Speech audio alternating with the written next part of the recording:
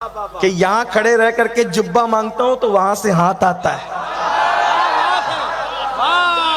جس کی بیوی کی روحانیت اتنی ہو اس کے شوہر کی کتنی ہوگی, اور جب بیوی اور شوہر کی ایسی ہو تو پھر اس کے پیر کی کتنی ہوگی. لوگ کہتے ہیں میں مبالغہ کر دیا. میں نے کہا خدا کی قسم جتنا ہم جانتے بہت کم بیان کرتے ہیں.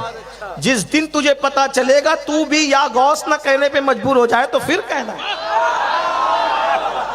کہنے والوں نے کہا ہے یا غوث کہتے کہتے ہو جاتے ہیں غوث, خواجگی مل جاتی ہے خواجہ کا دم بھر کے تجھے. اس ذکر کو تو نے سمجھا کیا ہے, بچوں کا کھیل ہے.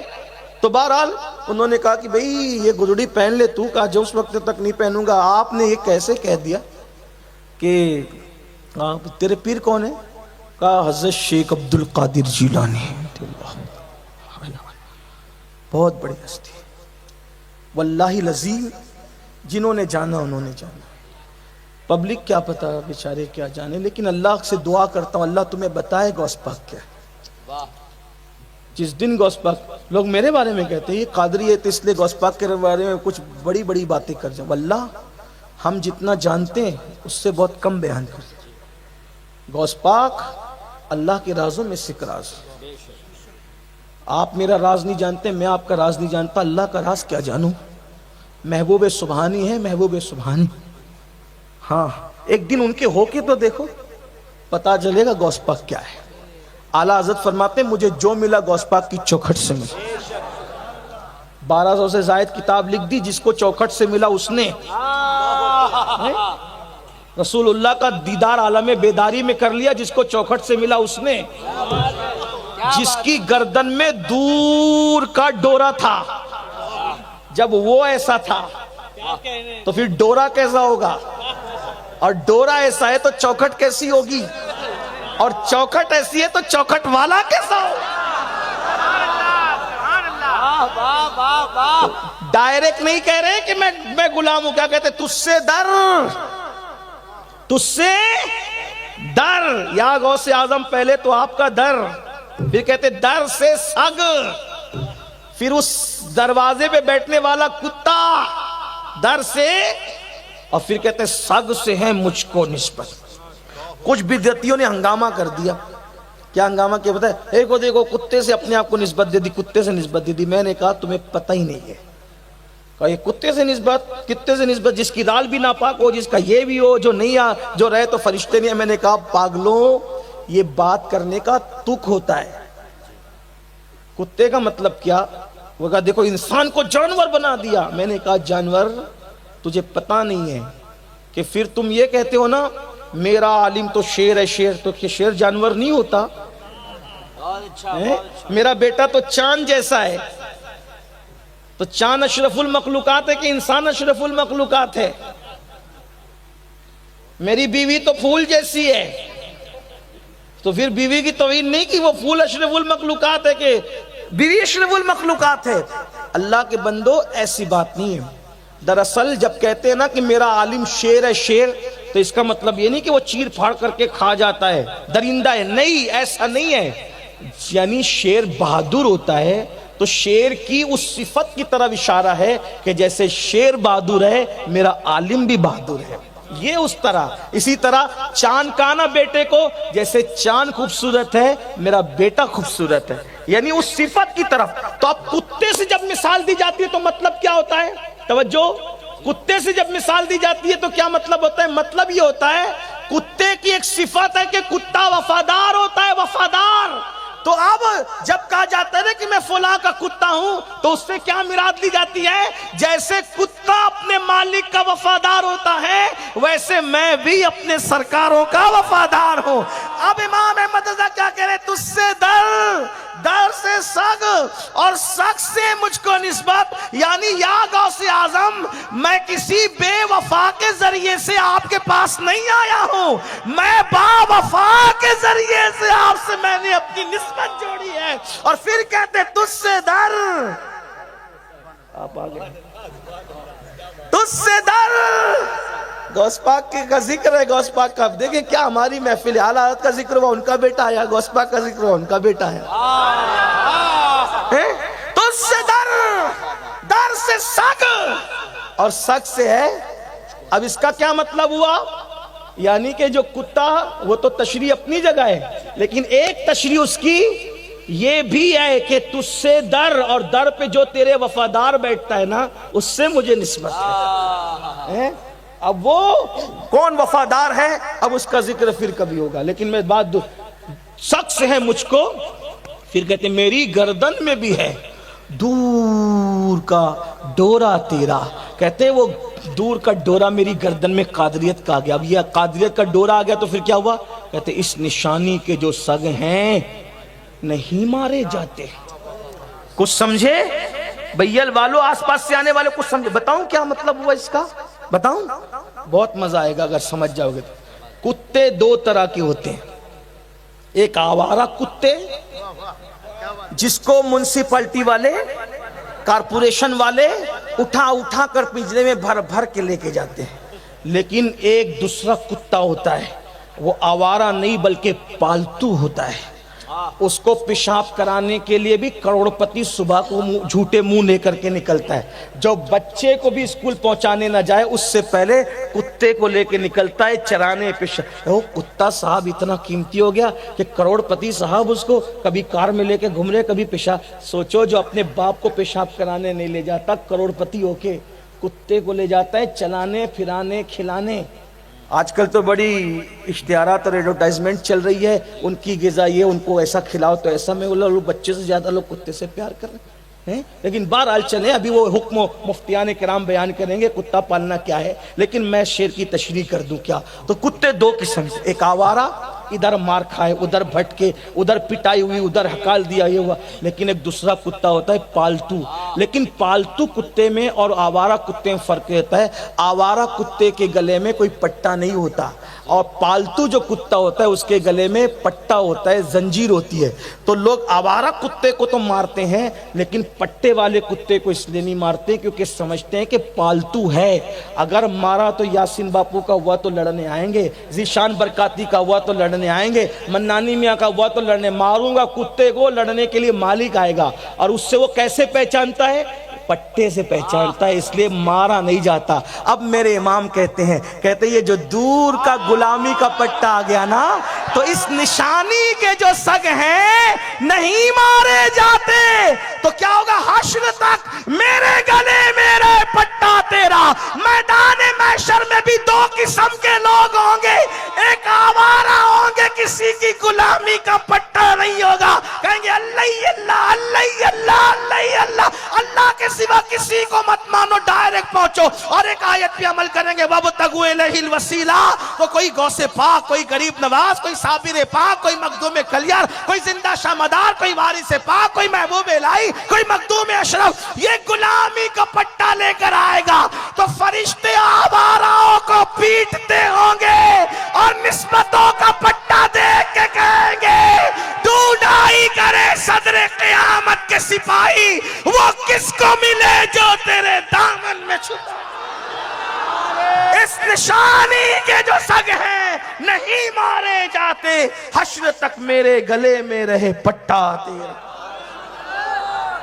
تو بات کیا چل رہی تھی؟ عبد الرحمن تفسنجی کے محفل میں اس قادری نے کہا آؤ مجھ سے مقابلہ کرو. مرید جب بھڑکے تو کہا چپ رہو، اس کے بال بال میں نور ہے. من موہن باقا تیرا جمال رے مورے بغدادی سیاں. اور ہماری جماعت کے بہت بڑے عالم ہیں، سورہ یاسین کی تفسیر یا سورہ یاسین کی تلاوت کرتے کرتے دنیا سے گئے. حضرت علامہ سید اعجاز کامٹوی رحمت اللہ، ان کو خواب میں غوث پاک کا دیدار ہوا تھا تو انہوں نے ایک منقبت لکھی تھی پربی زبان میں. اس میں انہوں نے غوث پاک کی خوبصورتی بیان کی تھی. کتنے خوبصورت ہے غوث پاک. کہتے ہیں وہ کہتے ہیں چاندنی مجھ کو اعجاز پھیکی لگے، ایسے اچھے ہیں وہ، اور کرن مجھ کو سورج کی دھندلی لگے، ایسے اچھے ہیں وہ. کیسا نوری مکھڑوا دکھائے گئے رے مورے غوث الورا. جب میں اس کو پڑھتا ہوں تو اپنے لہجے میں پڑھتا ہوں کبھی کبھی، اور محفل آپ نے بہت اچھی رنگ جما دی ہے تو میں بھی غوث پاک کی توجہ کے لیے پڑھوں، آپ بھی پڑھیں۔ چاندنی مجھ کو اعجاز پھیکی لگے، ایسے اچھے ہیں وہ، ایسے اچھے ہیں وہ، چاندنی مجھ کو اعجاز پھیکی لگے، ایسے اچھے ہیں وہ، ایسے اچھے ہیں وہ، اور کرن مجھ کو سورج کی دھندلی لگے، ایسے اچھے ہیں وہ، ایسے اچھے ہیں وہ، کیسا نوری مکھڑوا دکھائے گیو رے، دکھائے گیو رے، مورے غوث الورا، مورے سپنا ماں درشن دکھائے گیو رے، دکھائے گیو رے،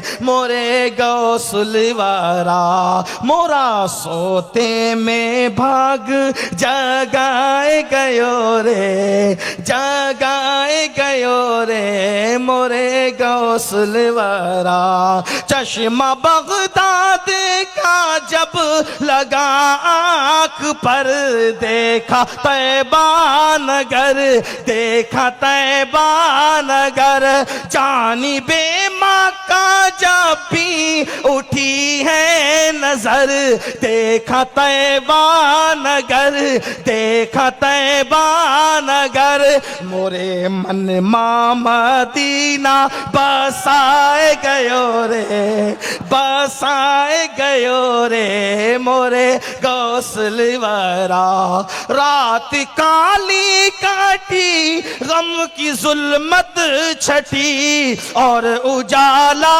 ہوا، اور اجالا ہوا، راستے سے مصیبت کی ظلمت ہٹی، اور اجالا ہوا، اور اجالا ہوا، مورے آشا کا دیپ جلائے گیو رے، جلائے گیو رے، مورے غوث الورا، مورے سپنا ماں درشن دکھائے گیو رے، دکھائے گیو رے، مورے غوث الورا، کہتے غم کا طوفان تھا میں پریشان تھا، مجھ کو بخشا سکون، مجھ کو بخشا سکون، ٹوٹی پتوار تھی اور میں حیران تھا، مجھ کو بخشا سکون، مجھ کو بخشا